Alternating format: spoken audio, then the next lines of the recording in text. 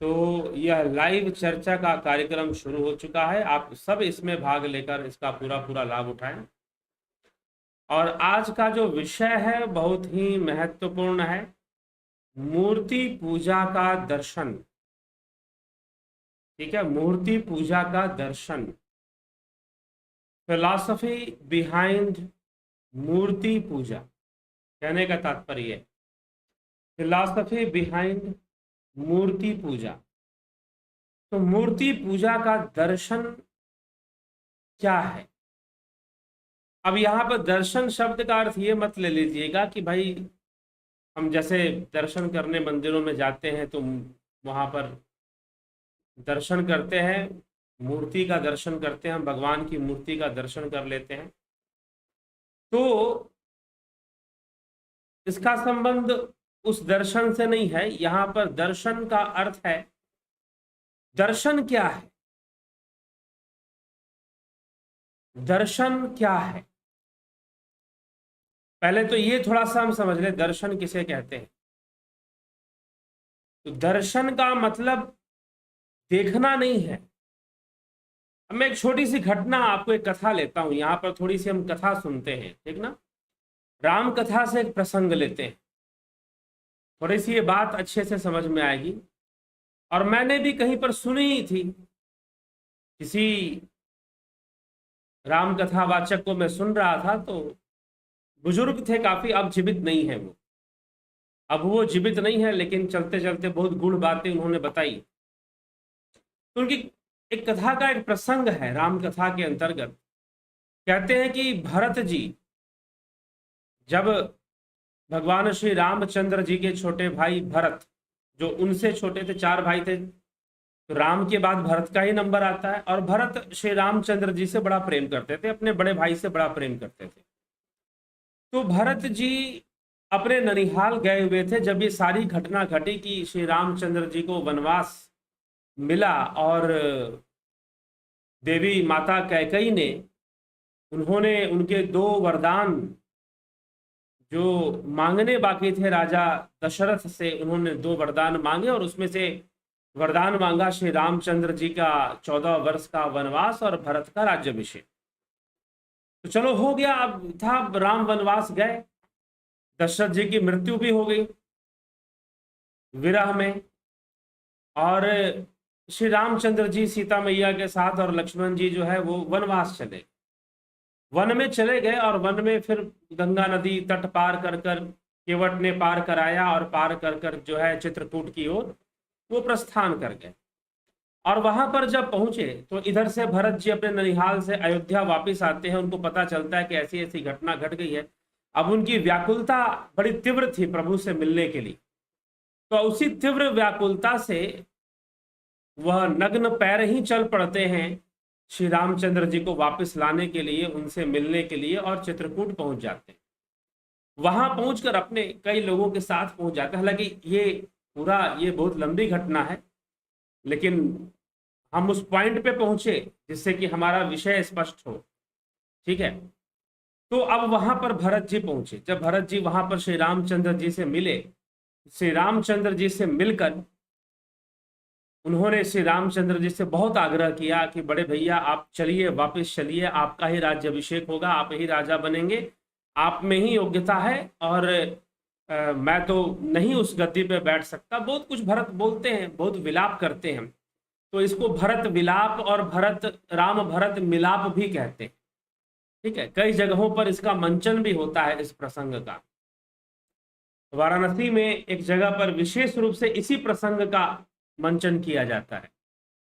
तो जो है, अब भरत मिलते हैं श्री रामचंद्र जी से, बहुत विलाप करते हैं, और अंत में जब देखते हैं श्री रामचंद्र जी की भरत मान नहीं रहा है, और भरत जी भी एकदम हट पे लगे हुए हैं कि नहीं आपको चलना ही है वापस। लेकिन श्री रामचंद्र जी समझाने का प्रयास करते हैं कि रघुकुल रीत सदा चली आई, प्राण जाए पर वचन न जाए, कि हम अपने वचनों से गिरते नहीं हैं, हम अपने वचनों से गिरते नहीं हैं। इसलिए अब जब मैंने ये वचन दे दिया है कि मैंने 14 वर्ष का वनवास स्वीकार कर लिया है, तो अब बिना 14 वर्ष पूरे हुए मैं तो वापस नहीं आ सकता हूं, यह उचित नहीं होगा। इसलिए हे भरत तुम जाओ। तो भरत के लिए बहुत भारी समस्या कि अब मैं गद्दी पर कैसे बैठूंगा, अगर बैठूंगा तो मैं कलंकित हो जाऊंगा, क्योंकि षड्यंत्र पूर्वक मेरे लिए गद्दी मांगी गई है, उनकी माता ने मांगी। चाहे जो भी ये कथा थी, तो यह भी एक समस्या थी उनके सामने। और वो कह देते कि ठीक है, मैं तो, आप अगर वनवासी रहेंगे तो मैं भी वनवासी जीवन ही जीऊंगा, भले मैं अयोध्या में रहूंगा लेकिन वनवासियों की भांति ही अपना जीवन यापन करूंगा।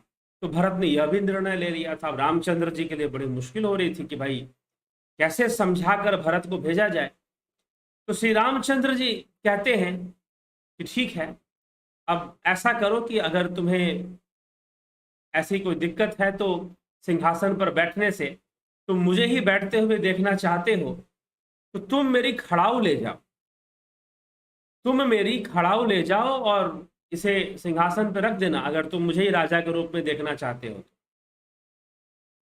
तो भरत जी के अंदर जरा सा भी राजलोभ नहीं था और ना वो गद्दी पे बैठना चाहते थे। और अब जब इस प्रकार से उनके लिए उनकी माता ने गद्दी मांग ली थी, तो अब उनके लिए और मुश्किल हो गया था गद्दी पर बैठना। तो फिर श्री रामचंद्र जी ने अपना खड़ाऊ दे दिया और कहा कि तुम ये खड़ाऊ ले जाओ और इसी को समझो कि मैं ही हूं इस खड़ाऊ में। और तब भक्त भरत ने क्या किया कि दोनों खड़ाऊ लेकर अपने माथे पर रखा और वो चल पड़े अयोध्या की ओर, और उसे ले जाकर सिंहासन पर रख दिया। लेकिन उस समय रामचंद्र जी से किसी ने कहा कि प्रभु, ऐसा नहीं हो सकता क्या कि खड़ाऊ जो है आप वन में छोड़ दीजिए और आप स्वयं अयोध्या चलिए। अगर खड़ाऊ में ही सीताराम का अगर वास है, अगर सिया राम का वास अगर खड़ाऊ में ही है, तो खड़ाऊ को आप वन में छोड़ दीजिए 14 वर्षों के लिए और आप चले जाइए अयोध्या और वहां का जो राज सिंहासन है उसे संभालिए। तो श्री रामचंद्र जी ने कहा कि नहीं, ये संभव नहीं है। ये संभव इसलिए नहीं है क्योंकि मेरे खड़ाऊ में मेरा दर्शन करने की जो दृष्टि है, मेरे खड़ाऊ में मेरा दर्शन करने की जो दृष्टि है वो भरत के पास है। अगर मैं वन में खड़ाऊ छोड़ दूंगा 14 वर्षों के लिए, तो वन के जो लोग हैं उनकी दृष्टि इस खड़ाऊ से तृप्त होने वाली नहीं है, वो इस खड़ाऊ में मुझे नहीं देख पाएंगे। लेकिन मेरा भाई भरत जो है, जो मेरा भक्त भी है, वो इस खड़ाऊ के अंदर मेरा दर्शन कर लेगा, इसीलिए मैंने इसे अपना खड़ाऊ दिया है। तो दर्शन क्या चीज है? दर्शन का मतलब देखना नहीं है।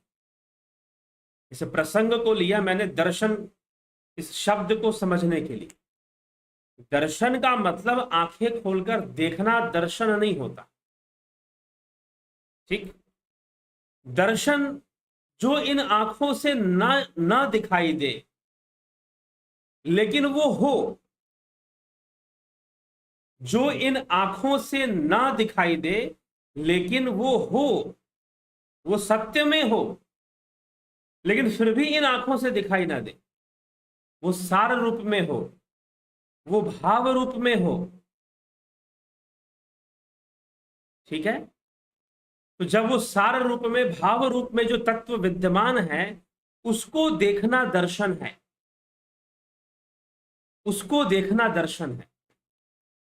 तो खड़ाऊ के अंदर श्री रामचंद्र जी का दर्शन करने की दृष्टि मात्र भरत जी के पास थी, इसीलिए श्री रामचंद्र जी ने अपने खड़ाऊ दे दिए। तो दर्शन का अर्थ क्या है? दर्शन का अर्थ जो चीज वास्तव में दिखाई दे रही है उसको ना देखकर उसके पीछे जो उसका भाव है, उसका जो सार है, उसको देख लेना और उसको समझ लेना, यह दर्शन है। तो दर्शन जो सब्जेक्ट है वो कॉन्सेप्चुअल है, कॉन्सेप्ट बेस्ड बातें होती हैं, फिलॉसफी, अंग्रेजी में उसको हम फिलॉसफी कह देते हैं। तो दर्शन, तो वैदिक दर्शन, सांख्य, योग, मीमांसा, वेदांत, न्याय, वैशेषिक, ये दर्शन है। तो वेदों को के अंदर जो सार तत्व छुपे हुए हैं उनको निकालने की कोशिश की गई इन दर्शनों के माध्यम से, दर्शन शास्त्रों के माध्यम से। इनको वैदिक दर्शन शास्त्र कहते हैं, ठीक। तो उनको निकालने की कोशिश की गई, उनको समझने की कोशिश की गई, तो जो कि सीधा सीधा ना दिखाई देकर सार रूप में, भाव रूप में विद्यमान है, ठीक है। तो आज का जो हमारा विषय है, अब आते हैं, अब आप दर्शन को समझ रहे होंगे। एक और थोड़ा सा एक एग्जांपल ले लेते हैं। जैसे कि आप घर बनाते हैं, और जब घर बनाते हैं तो आप घर में मान लीजिए कि आपने 12x15 का कोई कमरा बना दिया, या 10x12 का कोई रूम बना दिया, एक रूम आपने 6x8 का बना दिया। तो आपने ये खाने बना दिए, आपने ये खाने बना दिए। अब उसमें से कोई बेडरूम होगा, कोई ड्राइंग रूम होगा, कोई किचन रूम होगा, कोई किचन होगा, कोई डाइनिंग रूम होगा, लेकिन आपने तो सिर्फ अभी खाने बनाए हैं। तो अब एक खाना है, अब वो ड्राइंग रूम है या कि वो बेडरूम है, ये कैसे पता चलेगा? तो जब आप उस रूम को बेडरूम के रूप में देखोगे तो वो दर्शन है। रूम तो वो है, लेकिन जब आप उस रूम को बेडरूम के रूप में देखोगे, जब आप उस खाने को आप किचन के रूप में देखोगे, तो वो दर्शन है कि आपने उसमें अपना किचन देख लिया, ठीक है। तो रूम रूम एक कॉमन चीज है, लेकिन जब आपने उसमें बेडरूम को देखा तो समझ लो कि आपने उसके अंदर एक अलग चीज, मतलब कि कंस्ट्रक्शन में तो वो भी एक रूम ही है, लेकिन उसमें जब बेड लग गया, सोने की जगह जब बना दी गई, तो हमने उसे कह दिया बेडरूम। उसी खाने में जब सोफा लग गया, कुर्सियां लग गई, टेबल लग गए, आपने कहा कि भाई ये तो ड्राइंग रूम है, मेहमान आएंगे तो यहां बैठेंगे, गेस्ट आएंगे तो, ठीक है। आपने एक रूम में जब डाइनिंग टेबल लगा दिया तो वो हो गया डाइनिंग रूम। पहले तो सब रूम थे, अब वो बन गए डाइनिंग रूम, बेडरूम, किचन। तो उसमें भाव आ गया, उसमें क्या आ गया? भाव आ गया। तो ये समझिए। तो जहां पर आपने सार तत्व को देखने की कोशिश की, जहां पर आपने भावनाओं को पकड़ने की कोशिश की, तो वह विषय हो गया दर्शन का। इसीलिए गुरु दर्शन, गुरु दर्शन भी क्या होता है? कोई गुरु का रूप, गुरु का चेहरा, कोई गुरु का ड्रेसिंग या उसका अटायर कोई गुरु दर्शन नहीं होता। गुरु दर्शन अर्थात गुरु के अंदर छुपे हुए उस ज्ञान को देखना, क्योंकि गुरु ज्ञान का दाता होता है, तो उसकी शक्ति को देखना, उसके ज्ञान को देखना, यह गुरु दर्शन है। शरीर को देखना कोई गुरु दर्शन नहीं होता, कपड़ों को देख लेने से कोई गुरु दर्शन नहीं होता, लेकिन दुर्भाग्यपूर्ण है जब तक आदमी दाढ़ी बाल ना बढ़ाए और कुछ ऐसे कपड़े ना पहन ले, चोला चोंगा टाइप कपड़े ना पहन ले, तब तक आपको लगेगा नहीं कि वो गुरु है। ये समस्या है, ये आपकी निजी समस्या है फिर। और इसी कारण से भाई समाज में बहुत सारे आडंबर पलते हैं, फिर पाखंड पलते हैं, क्योंकि आपने वेश को गुरु बना दिया। नहीं, गुरु दर्शन, जब गुरु का दर्शन करोगे तो उसके ज्ञान का दर्शन करोगे, उसके दिव्यता का दर्शन करोगे, ना कि उसके चेहरे का, उसके कपड़ों का दर्शन करोगे, ठीक है। तब जाकर गुरु दर्शन होगा। तो दर्शन शब्द को समझिए। तो अंग्रेजी में जब हम दर्शन का अध्ययन करते हैं तो फिलॉसफी उसको कह देते हैं। फिलॉसफी शब्द का अर्थ है ज्ञान से प्रेम। सूफी, फिलोई शब्द, फिलोई एंड सूफी शब्द से बना है। तो सोफी का अर्थ है नॉलेज, विजडम, एंड फिलोई मतलब love, love with wisdom, love with knowledge, इस तरह से माना जाता है। तो खैर वो उतना गहरा शब्द नहीं है जितना गहरा शब्द दर्शन है। दर्शन मतलब छुपी हुई चीज को देखना, जो भावनात्मक है, ठीक है, जो सार रूप में विद्यमान है, जो सामने ना होते हुए भी है लेकिन दिख नहीं रही है, उसको देख लेना दर्शन है। सर ऊपर ऊपर से देखना दर्शन नहीं है, उस अंदर में छुपी हुई तत्व को देखना दर्शन है। तो इसलिए दार्शनिक विषय हमारे जो है वेदों के अंदर, तो उनमें कई दर्शन हैं। तो सांख्य, योग, मीमांसा, वेदांत, न्याय, वैशेषिक, इस प्रकार से वर्णन आता है दर्शन शास्त्रों का, जिसकी चर्चा हम इस चैनल पर कई बार करते ही रहते हैं। ठीक है, तो अब आइए, अब हम चलते हैं इसी दर्शन। अब आपको मैंने एक दर्शन का कॉन्सेप्ट दे दिया, मैंने आपको बता दिया दर्शन का क्या अर्थ है। ठीक है, दर्शन का क्या अर्थ है ये मैंने आपको अभी बता दिया। अब हम चलते हैं मूर्ति पूजा का दर्शन, कि भाई ये मूर्ति पूजा क्या सही है, क्या गलत है, कितना सही है, कितना गलत है, हम उस पर भी आएंगे। लेकिन मूर्ति पूजा का दर्शन, फिलॉसफी बिहाइंड मूर्ति पूजा, ठीक है। तो मूर्ति पूजा क्या होती है? सबसे बड़ी बात क्या है कि क्या मूर्ति की पूजा होती है? जी नहीं, मूर्ति की पूजा का कोई विधान हमारे धर्म शास्त्रों में नहीं है। मीमांसा, जो कि कर्मकांड सिद्धांत की पुष्टि करता है, पंच कर्म कांड सिद्धांत देता है, वहां पर भी आचार्य कुमारिल भट्ट ने जब बौद्धों से शास्त्रार्थ किया था तो मूर्ति पूजा का समर्थन किया था, मूर्ति पूजा को उन्होंने समर्थन प्रदान किया था। तो अब क्यों समर्थन प्रदान किया था? क्या पूजा मूर्ति की होती है? जी नहीं, पूजा मूर्ति की नहीं होती है, पूजा देवता की होती है, पूजा देवी की होती है।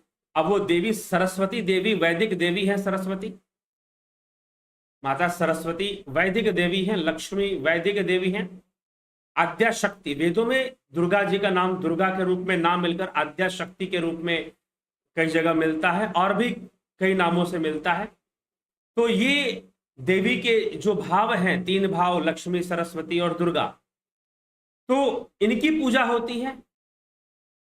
ठीक है, तो देवी की पूजा होती है। और भी कई देवियां हैं, उषा नामक भी एक वैदिक देवी का नाम उषा नाम से भी आता है, और कई नाम से देवी का नाम लिया जाता है। जैसे कि आपको जो सूर्य षष्ठी महाव्रत छठ पूजा जो लोग मनाते हैं, उसमें भी देवी की पूजा होती है, उसमें भी देवी की पूजा की जाती है, और छठी मैया कहा जाता है इसी कारण से। तो छठे दिन जो है देवी स्वयं प्रकट होकर उन्होंने सूर्य पुत्र जो एक राजा हुए थे, उनके मृत पुत्र को जीवित कर दिया था। सूर्य से वो आई थी, तो नाम उनका देवसेना बताया जाता है। तो उनको भी छठे दिन वो आई थी, तो इसलिए उनको छठी मैया भी कहा जाता है। तो इस प्रकार से एक अलग कथा में हम चले जाएंगे। चलिए, अभी बाद में उस कथा के बारे में हम किसी और प्रसंग में हम लेंगे। तो देवी जो है इस प्रकार से उषा देवी है, गायत्री देवी है, सावित्री देवी है, सविता है, और कई देवियों का नाम जो है हमारे वेदों में वर्णित है। तो वो जो देवियां हैं, क्या वो मूर्ति रूप में है? जी नहीं, वो मूर्ति रूप में नहीं है। ठीक है, वो तो मंत्र रूप में ही है, वो तो भाव रूप में है, वो तो शब्द रूप में है। देवी देवताओं का रूप ही शब्द रूप बताया गया है, भाव रूप बताया गया। ठीक है, लेकिन अब ये जो मूर्ति पूजा करना, जब पुष्टिकरण इसका होगा, तो जब मूर्ति जब हम बनाते हैं तो क्या हम मूर्ति की पूजा करते हैं? क्या वो जिस मिट्टी से वो मूर्ति बनी है या फिर पत्थर से बनी है, क्या उस पत्थर की पूजा होती है? जी नहीं, उस मूर्ति के बनने से, उस मूर्ति ने, मिट्टी की मूर्ति मान लो, जैसे अभी दुर्गा पूजा में खूब मूर्तियां बनती हैं, विशेष करके आपको बंगाल में, बिहार में, उड़ीसा में और उत्तर प्रदेश में, हर जगह लगभग मूर्ति पूजा, देवी की मूर्तियां बनती हैं। ठीक है, और मूर्ति पूजा, इसे मूर्ति पूजा हम यहां पर लिया गया है क्योंकि ये प्रचलित शब्द है, परंतु वास्तव में पूजा मूर्ति की नहीं होती। पूजा किसकी होती है? उस देवी की होती है जो कि भाव रूप है और शब्द रूप, मंत्र रूप है, मंत्र रूप है वो, तो उसकी पूजा होती है। लेकिन क्या मूर्ति, अब लोग क्या करते हैं कि मूर्ति बना लेते हैं, और मूर्ति बनाकर जो है, चलो पूजा तो करेंगे, वो मंत्रों का उच्चारण भी करेंगे, और नवमी के दिन जाकर जो है, अष्टमी या नवमी के दिन अपने अपने नियमों के अनुसार वो हवन भी करेंगे, पूर्णाहुति भी देंगे। बिना हवन के तो कोई पूजा पूर्ण नहीं होती है, तो हवन भी अंत में वो करेंगे ही करेंगे। तो पूजा तो वैसी होती है, लेकिन साथ में मूर्ति भी बना दी जाती है। तो मूर्ति का होना क्या अब कुछ लोग कहेंगे कि अरे भाई उस परमात्मा की तो मूर्ति नहीं हो सकती है, तस्य प्रतिमा नास्ति। श्वेतास्त्रोपनिषद में भी लिखा गया तस्य प्रतिमा नास्ति, उसकी कोई प्रतिमा नहीं हो सकती है। प्रतिमा का अर्थ क्या है? प्रतिमा का अर्थ क्या मूर्ति है? जी नहीं, प्रतिमा का अर्थ मूर्ति नहीं होता। प्रतिमा का अर्थ होता है प्रति, अर्थात कॉपी, कॉपी, डुप्लीकेसी कह लीजिए इसको। जैसे आप फोटोकॉपी कराते हैं ना, वैसे प्रतिमा का अर्थ है कॉपी। तो उस परमात्मा की कोई कॉपी नहीं हो सकती, ये माना जा सकता है। लेकिन मूर्ति क्या है? मूर्ति तो भाव रूप है। मिट्टी को या पत्थर को ऐसा कुछ आकृति दे दी गई जिससे कि उसमें भावना आ गई, उसमें भावना आ गई। आप जो आकृति दे दो, आप कोई पशु की आकृति दे दो, आप देवी की आकृति दे दो, आप किसी सुंदर स्त्री की आकृति दे दो, ये तो चित्रकार पे निर्भर करता है, मूर्तिकार पे निर्भर करता है। तो चित्रकार चाहे तो एक ऐसा चित्र बनाए जिससे कि लोगों के मन में भक्ति भावना उत्पन्न हो जाए, या कोई ऐसी चित्र बना दे जिससे कि काम वासना उत्पन्न हो जाए। तो आप एक बात बताओ, अगर कोई अश्लील चित्र है, एक कोई चित्रकार थे जो अश्लील चित्र ही बनाया करते थे हमारे देश के अंदर, शायद MF हुसैन के नाम से लोग उनको जानते थे, अब शायद मृत हैं वो। तो अश्लील चित्र ही बनाया करते थे, अब पूरी दुनिया में उसी काम के लिए फेमस थे। तो अब जो है अश्लील चित्र जब बनेगा, एक बात बताओ, जब अश्लील चित्र आप देखोगे जिसमें अश्लीलता है, जिसमें नग्नता है, तो अगर आपके अंदर वो काम वासना को पैदा कर सकती है, तो एक देवी का चित्र या देवी की मूर्ति आपके अंदर भक्ति भावना को क्यों नहीं पैदा कर सकती? आपके अंदर वो भक्ति भावना को क्यों नहीं पैदा कर सकती? अगर अश्लील चित्र, नग्न चित्र आपके अंदर वासनाएं, कामनाएं उत्पन्न कर सकती हैं, तो देवी की मूर्ति, देवी का चित्र जो है, जो दुर्गा पूजा में जो पंडालों में लगाई जाती है मूर्तियां, वो आपके अंदर भक्ति भाव या शक्ति भाव, क्योंकि दुर्गा में तो शक्ति आराधना होती है, दुर्गा पूजा में तो शक्ति आराधना होती है, तो वो आपके अंदर शक्ति भाव को या भक्ति भाव को क्यों नहीं पैदा कर सकते? ये बात है, ये सिंपल सी साइकोलॉजिकल पॉइंट है, ये कोई रॉकेट साइंस नहीं है, ठीक है? ये कोई फिजिक्स नहीं है कि आप इसको समझने के लिए बहुत दिमाग लगाओगे। सिंपल सा साइकोलॉजिकल फैक्ट है जो कि प्रूव होता है। ऐसा भी नहीं कि प्रूव नहीं होता, 100% प्रूव होता है ये, ठीक? तो इसी बात को हमें समझना है। तो अब मूर्ति पूजा, मूर्ति की स्थापना की गई, देवी के ऐसे हाथ बनाए गए और उसको एक शक्ति के रूप में दिखाया गया, और वो राक्षसों का वध कर रही है। पंडालों के अंदर ऐसी मूर्तियां लगती हैं। कलकत्ते में आप कलकत्ता चले जाइए, पश्चिम बंगाल में बहुत भव्य रूप से होता है, और भी कई जगहों पर बहुत भव्य रूप से ये पंडाल बनाए जाते हैं और देवी की मूर्तियां लगती हैं उसमें, और वो आसुरी शक्तियों का विनाश कर रही है। जो देवी है वो आसुरी शक्तियों का विनाश कर रही है। तो यह एक भावना है, देवी एक भाव है, ये संपूर्ण संसार ही भाव मात्र है। हम जो भी इंद्रियों के माध्यम से हम जो भी ग्रहण कर रहे हैं, वो हमारे अंदर भाव रूप में ही है। चाहे आप उसे ज्ञान कहिए, अज्ञान कहिए, आप उसे सही कहिए, गलत कहिए, बुरे विचार कहिए, अच्छे विचार कहिए, लेकिन जो भी है वो भाव रूप में ही हमारे अंदर है, ठीक है? तो अब अगर हमें मूर्ति बनाने से अगर हमें भक्ति भाव मिलता है या शक्ति भाव मिलता है, तो उसमें बुराई क्या है? उसमें तो कोई बुराई नहीं है, फिर अच्छी चीज है, वो बननी ही चाहिए ऐसी मूर्तियां, ठीक है? लेकिन उस भावनाओं की वृद्धि होनी चाहिए, उन भावनाओं का ग्रहण होना चाहिए, और उन भावनाओं की वृद्धि होनी चाहिए। पूजा का जो उद्देश्य है वो यही है, क्योंकि पूजा मोक्ष प्राप्ति के लिए नहीं होता, पूजा जो है कैवल्य प्राप्ति के लिए नहीं होता, पूजा आत्मज्ञान के लिए नहीं होता। यज्ञ, पूजा आदि जितनी भी क्रियाएं हैं, भगवान श्री कृष्ण ने कहा है कि स्वर्ग प्राप्ति, सुख प्राप्ति, सांसारिक बाह्य संतुलन, इन सब के लिए यज्ञ आदि कर्मों को निष्काम भावना से करना ही चाहिए। पूजा आदि देवी देवताओं का जो आवाहन पूजन आदि जो स्थापन आह्वान स्थापन पूजन आदि की जो क्रियाएं होती हैं वो करनी ही चाहिए। हाँ, लेकिन इन सब से उस ब्रह्म को नहीं जाना जा सकता, उस ब्रह्म की प्राप्ति नहीं हो सकती है।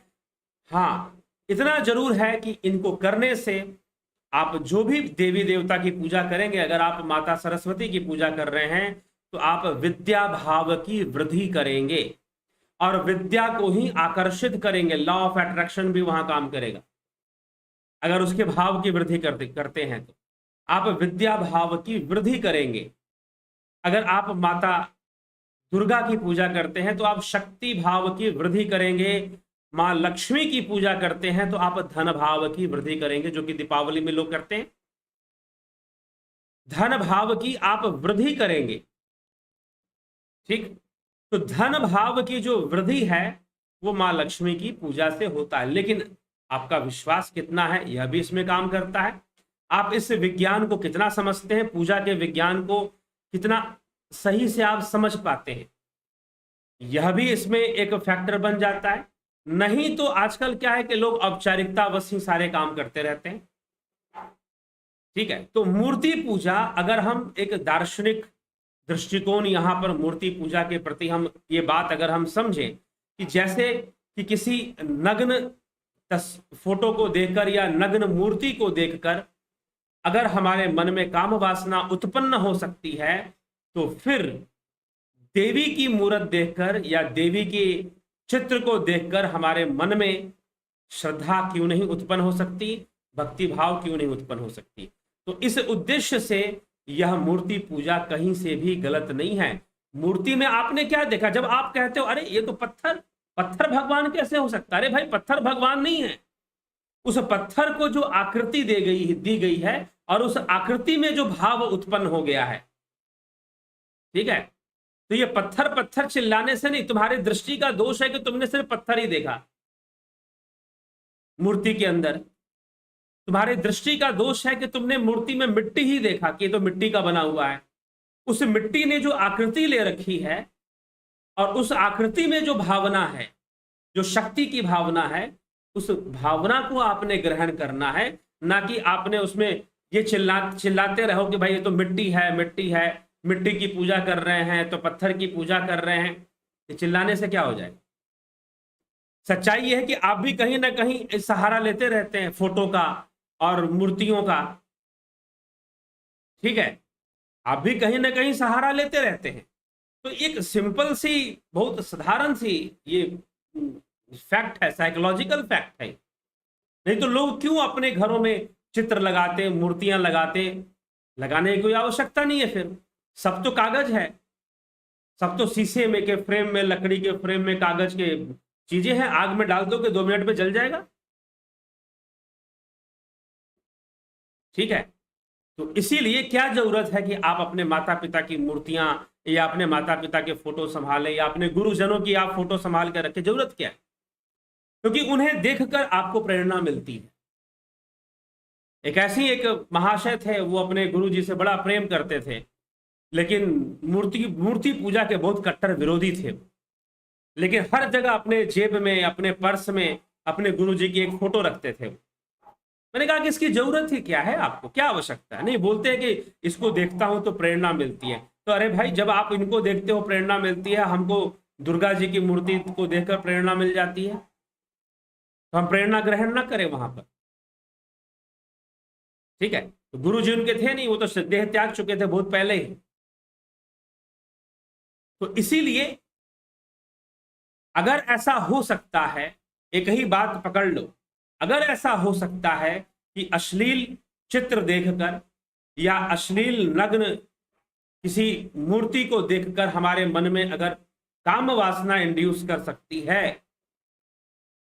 तो फिर किसी देवी की मूर्ति को देखकर जो दुर्गा पूजा में बनाए जाते हैं, वो हमारे अंदर भक्ति भाव क्यों नहीं पैदा कर सकती।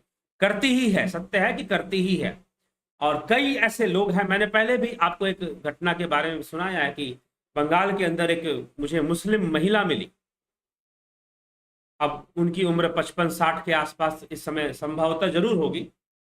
तो वो बता रही थी कि मैं तो देवी की पूजा करती हूँ और आज से नहीं, कई वर्षों से करती हूँ, जब मैं अपने स्टूडेंट लाइफ में थी तो मैं बहुत परेशान थी किसी कारण से, और बहुत हतोत्साहित, बहुत डिप्रेस फील कर रही थी, डिप्रेशन में अपना समय बिता रही थी। तभी मेरे एक मित्र ने मुझे कहा, उसकी कोई सखी थी जिसने उसे कहा कि दुर्गा पूजा है, हम घूमने जा रहे हैं, तुम भी हमारे साथ घूमने चल सकती हो, तुम्हारा मन बहल जाएगा। तो मैं तो मुस्लिम परिवार से थी, इसलिए मेरे घर के लोग तो कभी घूमने निकलते नहीं थे पंडालों में। अगर घूमते भी होंगे तो शायद अपना अलग अलग घूम लेते होंगे, लेकिन परिवार के साथ, जैसे कि हिंदू परिवार पूरा निकलते हैं और पंडालों में घूमते हैं, तो उस प्रकार से तो वो घूमते नहीं थे। तो उस दिन मुझे अपना थोड़ा, मुझे लगा, मैं काफ़ी डिप्रेशन में भी थी, तो मुझे लगा कि घूमना चाहिए, और मैं घूमने निकल गई। और जब निकली और जब मैंने दुर्गा जी के पंडालों में जाकर दुर्गा जी की मूर्तियों का दर्शन किया, और जब मैंने दर्शन किया तो मेरा सारा भाव बदल गया, मेरा सारा डिप्रेशन खत्म हो गया, दूर हो गया। मैंने अपने भीतर एक दुर्गा को देखना शुरू कर दिया। उस दिन से मैंने अपने भीतर जो है एक दुर्गा को देखना शुरू कर दिया। तो भाव उसने उसने दर्शन किया, उसने मिट्टी नहीं देखा, उसने पत्थर नहीं देखा, उसने उस भाव को ग्रहण किया। इसलिए जो लोग बोलते हैं अरे ये पत्थर, पत्थर में भगवान, अरे तुम्हारी दृष्टि का दोष है कि तुम्हें पत्थर दिखाई दे रहा है, तुम उसमें स्थित भावना को ग्रहण नहीं कर पा रहे, यह तुम्हारा दृष्टि दोष है। और तुमको लग रहा है कि तुम बुद्धिजीवी हो, तुमको बहुत बड़ा वहम हो गया है कि तुम बुद्धिजीवी हो। ठीक है, तुम रटी रटाई बातें तुम रटे जा रहे हो, अरे पत्थर में भगवान नहीं होता, पत्थर, किसने कहा कि पत्थर में भगवान होता है? किसने कहा कि मिट्टी में भगवान होता है? अरे उस पत्थर और उस मिट्टी ने जो भाव ग्रहण कर लिया है, वो भाव है ना, भाव में तो होता है, इतना तो मानोगे, भाव के भूखे प्रभु और भाव वही एक सार है। हाँ, तो भाव में तो होता है, इतना तो मानोगे ही। तो उस मूर्ति ने, उस पत्थर की मूर्ति ने, उस मिट्टी की मूर्ति ने जो भाव उत्पन्न कर दिया है, वो भावना महत्वपूर्ण है। तो इसलिए दर्शन, जब हम देवी की मूर्ति को देखते हैं तो क्या हम मिट्टी देखते हैं, क्या हम पत्थर देखते हैं? जी नहीं। तो इसीलिए जो जिनको लगता है कि वो पत्थर पत्थर बोल के बड़े बुद्धिजीवी हो गए, महामूर्ख समुदाय के लोग हैं, वो महामूर्ख समुदाय, उनको महामूर्ख कहना ही चाहिए ऐसे लोगों को, जो सिर्फ चिल्लाए जा रहे हैं कि अरे ये तो पत्थर है, पत्थर है, पत्थर है। ठीक है, तो तुमको, तुम्हारी दृष्टि का दोष है कि तुम पत्थर तक ही देख सकते हो, पत्थर के आगे जाकर देखने की क्षमता तुम्हारे अंदर है नहीं। और तुमको भ्रम हो गया है कि तुम बुद्धिजीवी हो। तुम बुद्धिजीवी नहीं, महामूर्ख जरूर हो, अगर तुम्हें सिर्फ पत्थर नजर आ रहा है तो। ठीक है, तो जिज्ञासुओं, ये हमें समझना है। तो मूर्ति पूजा गलत नहीं है। हाँ, क्या चीज खत्म होनी चाहिए? तो मूर्ति पूजा के नाम पर जो पाखंड चलता है वो खत्म होना चाहिए। जो पाखंड चलता है, जो भीड़, एक भीड़ चाल और भीड़ चाल जो चलती है, वो खत्म होना चाहिए। मूर्ति पूजा के नाम पर दुर्गा पूजा, गणेश चतुर्थी और इन सब पूजाओं के नाम पर बहुत भारी मात्रा में चंदा इकट्ठा किया जाता है, और फिर उन चंदों का दुरुपयोग भी हो जाता है कई बार।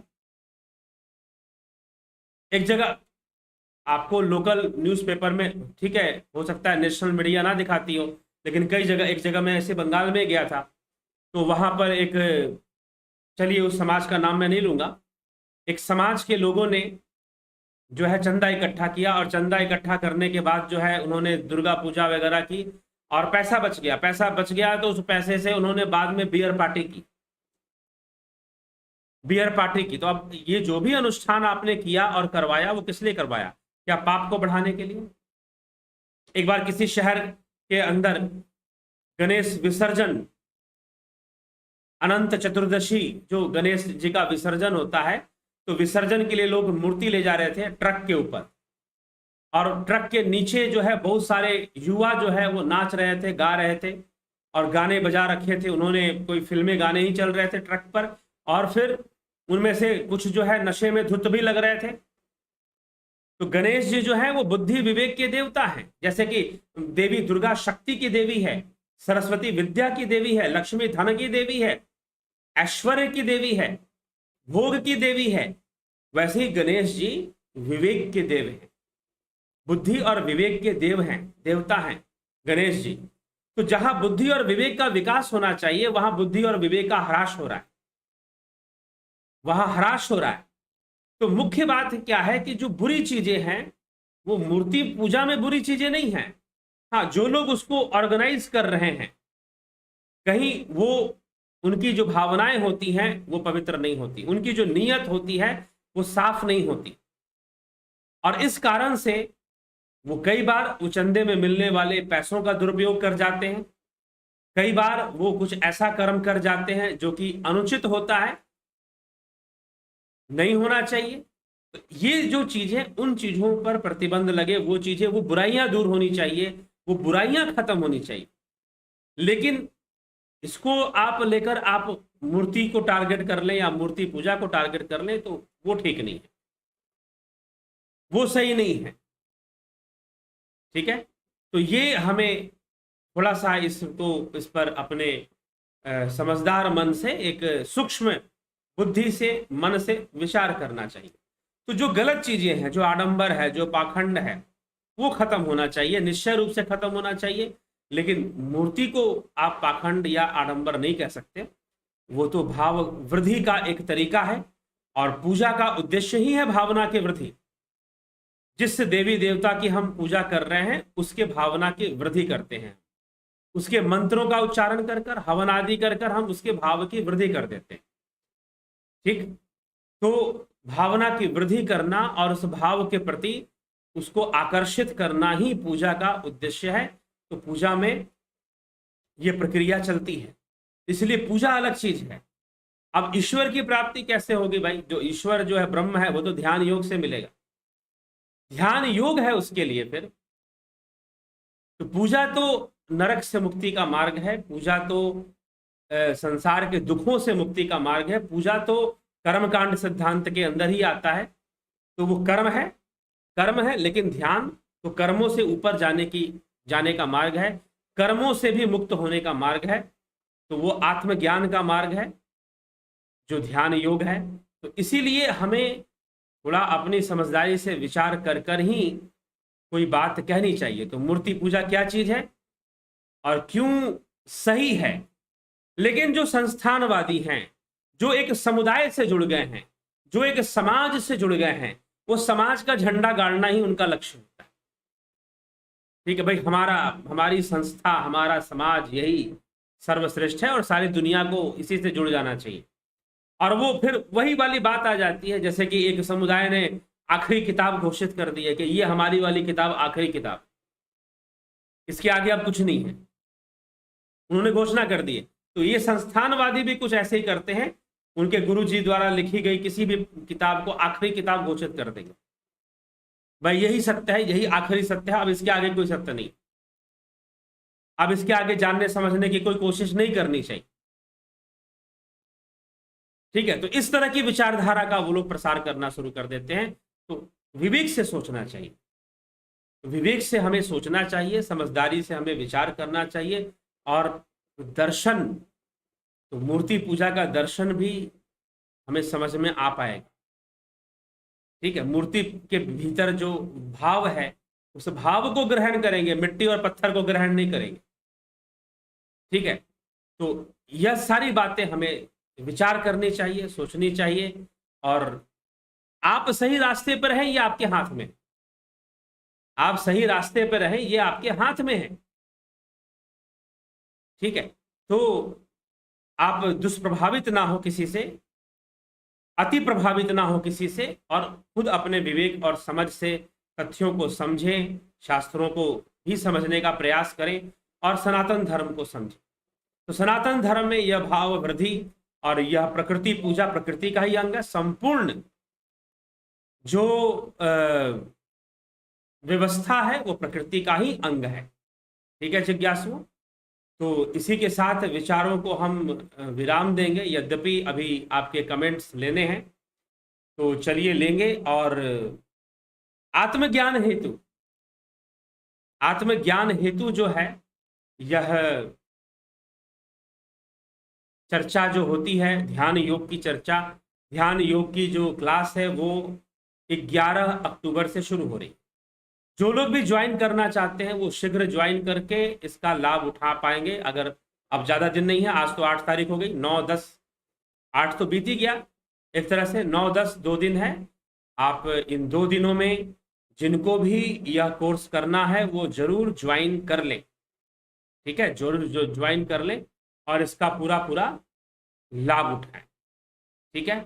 तो चलिए आपके कमेंट हम अभी लेंगे और कौन क्या कहता है इस कमेंट में आपको बताया जाएगा कि भाई कमेंट, अगर कोई प्रश्न होगा तो उसका उत्तर दिया जाएगा, लेकिन थोड़ा सा आप थोड़ी सी आपको रुकावट आएगी जिसके लिए खेद है, लेकिन आप इस बीच में कुछ सेकंड के लिए आप इस रुकावट में जुड़े रहें, बने रहें, ठीक है।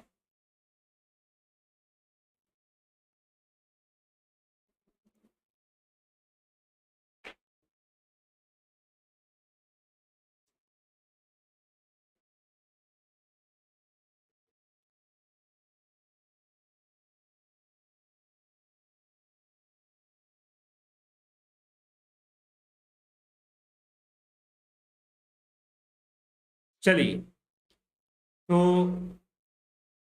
अब जो है हम आपके कमेंट्स लेते हैं, कौन क्या कहता है उस पर चर्चा करते हैं। जगत नारायण जी बहुत अभिनंदन, सोमनाथ शिंदे जी, एके भट्ट जी प्रणाम गुरु जी। कल की घट स्थापना की चर्चा में घट के ऊपर आम के पत्ते और नारियल, नारियल हमारी आत्मा का ही प्रतीक है और जो इंद्रियां हैं, आम के पत्ते हमारे इंद्रियों के प्रतीक माने जाते हैं, ठीक है।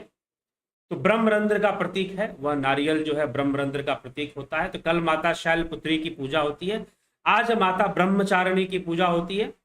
तो ब्रह्मचारिणी जो ब्रह्ममय आचरण करने वाली है, और ब्रह्ममय आचरण कैसा होता है, जो श्रीमद् भगवद गीता में श्री कृष्ण अर्जुन, भगवान श्री कृष्ण कहते हैं सुख दुखे समय कृत्वा लाभा लाभो जया जयो। तो सुख दुख में सम रहने वाला, लाभ हानि जय पराजय यश अपयश में सम रहने वाला, क्योंकि ब्रह्म जो है सम तत्व है, ब्रह्म में क्रिया प्रतिक्रिया नहीं है। प्रकृति के अंदर क्रिया प्रतिक्रिया है लेकिन ब्रह्म में क्रिया प्रतिक्रिया नहीं है, तो सम तत्व है।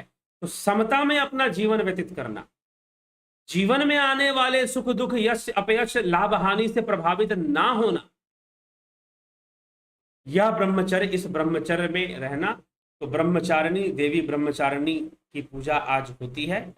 तो यह है आप, और नारियल जो है उसी ब्रह्मरंध्र का प्रतीक हो जाता है, ठीक, और इंद्रियों का प्रतीक आम्रपत्र। तो अपूर्व विश्वकर्मा, बबीता धीमान जी बहुत अभिनंदन, बलदाऊ नाथ योगी, विक्रम सिंह, एसके मिनहास जी, तो ब्रह्मपाल कुमार जी, अवनी प्रधान जी, गोपाल शर्मा जी, राजू पाल जी, कमलेश खैरनार जी प्रणाम गुरु जी। गॉड प्रैक्टिकल थ्योरी क्या है? God particle theory, God particle theory तो वो आपका जो क्या कहते हैं फिजिक्स का थ्योरी है ये, जिसमें कि पार्टिकल्स की खोज की जाती है, इलेक्ट्रॉन प्रोटॉन न्यूट्रॉन क्वार्क्स, और उसके नीचे भी जो है, और करते करते एक मान्यता है एक कि भाई एक गॉड पार्टिकल भी है जिससे कि सारी चीजें बनी हैं, इलेक्ट्रॉन प्रोटॉन भी उसी से बने हुए हैं, ठीक है। तो ऐसी चीज है।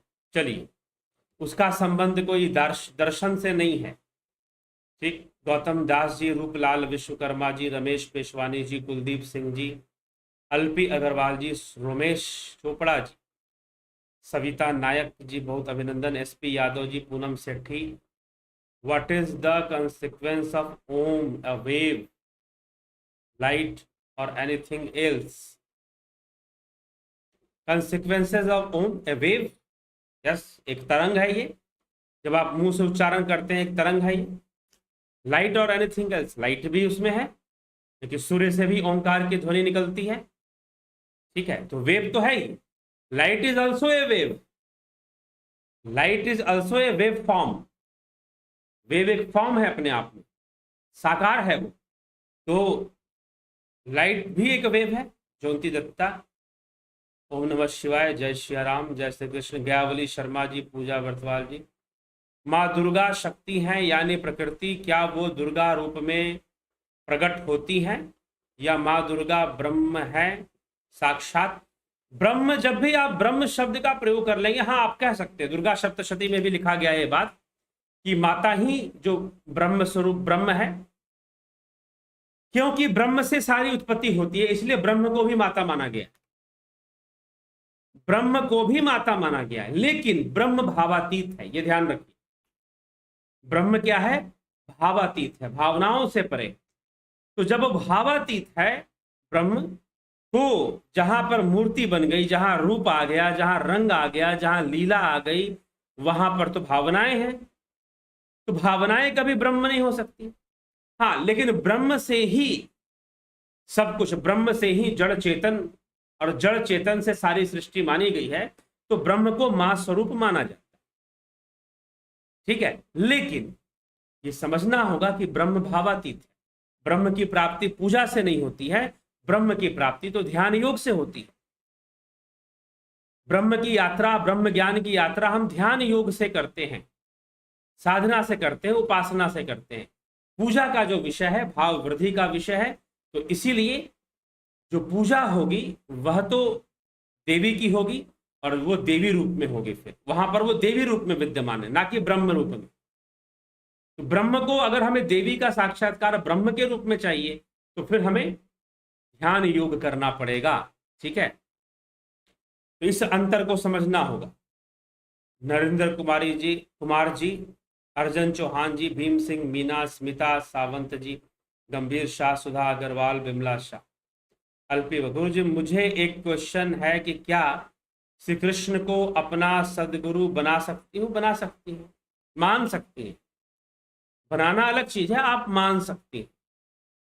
ठीक है, अल्पी अग्रवाल, और उनसे प्रेयर करके सकती हूँ कि वो परमात्मा का अनुभव कराने का मेरी जर्नी में मेरा मार्ग। बिल्कुल कर सकते हैं, प्रार्थना करिए, जरूर करिए।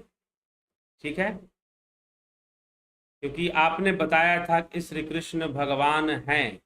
हाँ, भगवान हैं, लेकिन हमें समय के साथ जो उस विषय का जानकार है, अगर गीता है तो गीता का दर्शन क्या कहता है, क्योंकि अगर हमें संस्कृत भाषा का सही ज्ञान नहीं है, तो हो सकता है कि हम टिकाएं पढ़ें और टिकाओं में हम अपनी भावनाओं को गड़बड़ कर दें। तो यह भी एक समस्या यहां पर आती है। तो यह भी हमें समझना चाहिए और उसी अनुसार हमें अपना निर्णय लेना चाहिए। सुधा अग्रवाल जी, गुरु जी द्वैत और अद्वैत के बारे में क्लियर कीजिए। द्वैत मतलब डुअलिटी, सुख दुख लाभ हानि, ये जीवन द्वैतमयी है। ठीक है ना, जीवन में सुख दुख लाभ हानि जय पराजय चल रहा है ना, ये डुअलिटी है, ये द्वैत है। अब द्वैत सिद्धांत जब आता है तो वहां पर जीव और ब्रह्म का सिद्धांत आ जाता है, प्रकृति पुरुष का सिद्धांत आ जाता है। लेकिन जब अद्वैत आता है तो दो को छोड़कर एक सत्ता ब्रह्म की चर्चा होती है। एक सत्ता जो दो से परे है, उसमें ब्रह्म की चर्चा होती है। तो ये द्वैत अद्वैत का भेद है, संक्षेप में जो बता रहे। बाकी चर्चाएं पड़ी हुई हैं, आप चैनल में जाइए, बहुत सारे वीडियो इस विषय पर पड़े हैं द्वैत अद्वैत के ऊपर। अल्पी अग्रवाल जी, वो सबसे बड़े योगेश्वर हैं। अल्पी सबसे बड़े योगेश्वर हैं, हाँ योगेश्वर हैं। सबसे बड़े और छोटे मत करो, कोबड़ छोट कहत अपराधु। जहां छोटा बड़ा करोगे वहां पाप हो जाएगा, वहीं संशय का बीज पड़ जाएगा। गोस्वामी तुलसीदास जी ने इसीलिए कहा कि भगवान राम कहते हैं कि शिव द्रोही मम भक्त कहावा, सो नर सपने हो मोहि नहीं पावा। जो शिव द्रोही बन जाए, शिव की निंदा करे और अपने आप को जो है मेरा भक्त बताए कि मैं तो राम जी का भक्त हूं, और शिव की निंदा करे, तो वो स्वप्न में भी मुझे प्राप्त नहीं कर पाएगा। वास्तविकता में वो मुझे प्राप्त करे बहुत दूर की बात है।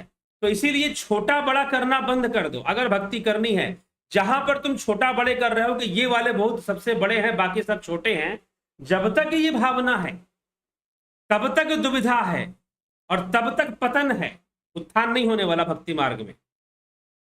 ठीक है, कि कौन ये सबसे बड़े हैं और बाकी छोटे हैं, जी नहीं। अब सबके अंदर कृष्ण को देख पाओ, आप सबके अंदर कृष्ण को देख पाओ तो समझो कि आपकी दृष्टि थोड़ी ठीक है, नहीं तो बड़ा छोटा के चक्कर में अपना पतन करोगे, अपने आप को नीचे गिराओगे। ठीक है, क्या मैं श्री कृष्ण में सदगुरु का भाव अनुभव कर सकती हूँ? ये तो आपके ऊपर ही निर्भर करता है। बाकी हमें कोई बात बताए, हमें कोई समझाए, हमें ऐसे मार्गदर्शक की खोज करनी चाहिए। ठीक है, स्मृति स्तोगी जी, मेरा मार्गदर्शन कर ही रहे हैं, बता ही रहे हैं आप। बहुत ज्यादा कमेंट कर देने से कोई विशेष मार्गदर्शन नहीं हो जाएगा। ठीक है, आप सुना कीजिए, आप लाइव चर्चा सुनिए, उसमें कई बातें ऐसी चर्चा में आती है, उसको समझने का प्रयास कीजिए। रजनीश बर्फानी जी, ओम तत्सत, परम प्रकाश ओम। संदीप अरोड़ा जी, अजीत अपराजित, भिखू कुचाड़िया, अनिल कुमार, रचना जी, वीना MRC, वीना जी बहुत बहुत अभिनंदन है आपका। संदीप अरोड़ा, गुरु जी क्या देवी देवताओं के 4 भुजा 6 भुजा और किसी देवी देवताओं के मुखों की संख्या भी ज्यादा होती है? कि सब भाव रूप में है। 6 भुजा 8 भुजा 10 भुजा दिखाना यह भावनाओं को पैदा करने के लिए। ठीक है, ब्रह्मा जी के 4 मुख हैं या 5 मुख हैं, चतुरानंद बोलते हैं उनको। पहले 5 थे, तो पंच विकारों के हैं, अहंकार उनका नष्ट हो गया, शिव जी ने नष्ट कर दिया। तो ये सारी चीजें क्या है? भावनात्मक रूप में है। समझे? अगर हमने देवी दुर्गा के 8 भुजाएं 8 भुजाएं, हालांकि मंत्रों में भी लिखा जाता है कि उनकी 8 भुजाएं होती हैं, मंत्रों में भी 8 भुजाओं की चर्चा है। तो मंत्रों में भी मंत्र क्या, इसीलिए तो देवी देवता मंत्र रूप हैं, उनको मंत्र रूप कहा गया है। ठीक है, तो देवी जी अष्टभुजाधारी हैं, तो वो 8 भुजा में होती और नहीं होने वाली बात नहीं है। वो भावना पैदा करने के लिए, वो शक्ति का भाव पैदा करने के लिए अष्टधा प्रकृति को वो नियंत्रण करती है। अष्टधा प्रकृति का वर्णन श्रीमद् भगवद गीता में भी मिलता है। तो अष्टधा मतलब संपूर्ण प्रकृति को अपने वश में रखती है।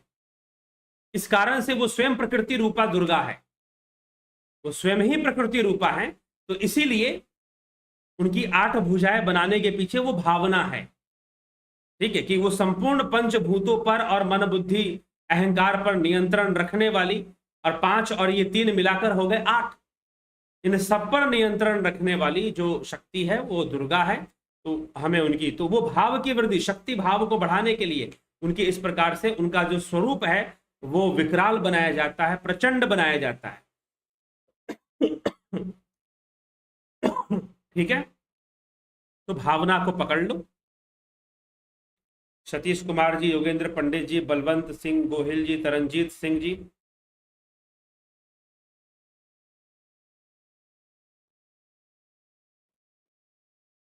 क्या भगवती दुर्गा माता की हम पूजा आराधना करें तो हमें मोक्ष मिल सकता है? पूजा से मोक्ष नहीं मिलता है। ठीक है, और पूजा का उद्देश्य भी मोक्ष नहीं होता है। पूजा का उद्देश्य ही कर्म होता है, कर्म।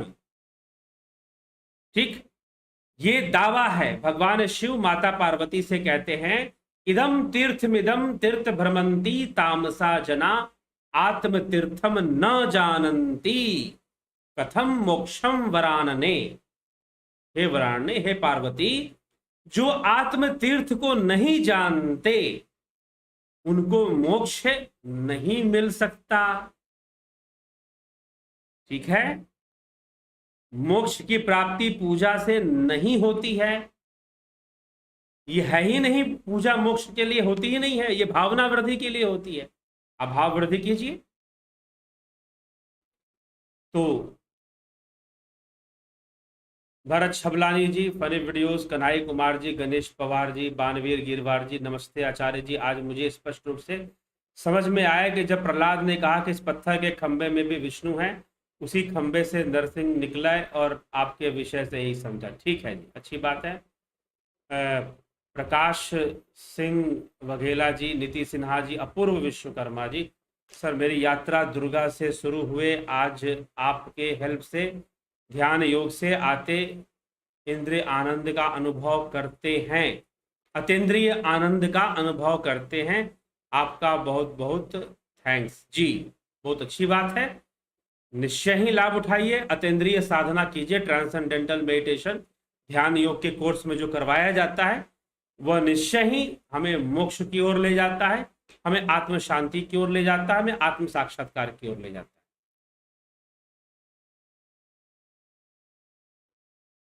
क्या खंबे से ब्रह्म तत्सन प्रकट हुआ? माने प्रहलाद स्टोरी में या विष्णु जो बैठे थे वो खंबे से आए? नरसिंह भगवान आए खंबे से, ठीक है। ब्रह्म तो सर्वव्यापी पहले से ही है, ठीक है, वो सर्वव्यापी पहले से ही है, तो जो भी प्रकट होगा वो कोई ना कोई भाव लेके प्रकट होगा, समझ रहे हैं। ब्रह्म आ गए इसलिए ऐसी मान्यता ही नहीं है कि ब्रह्म आ जाएंगे, ब्रह्म तो सर्वव्यापी है ही, उसे आने की जरूरत ही नहीं है, ठीक।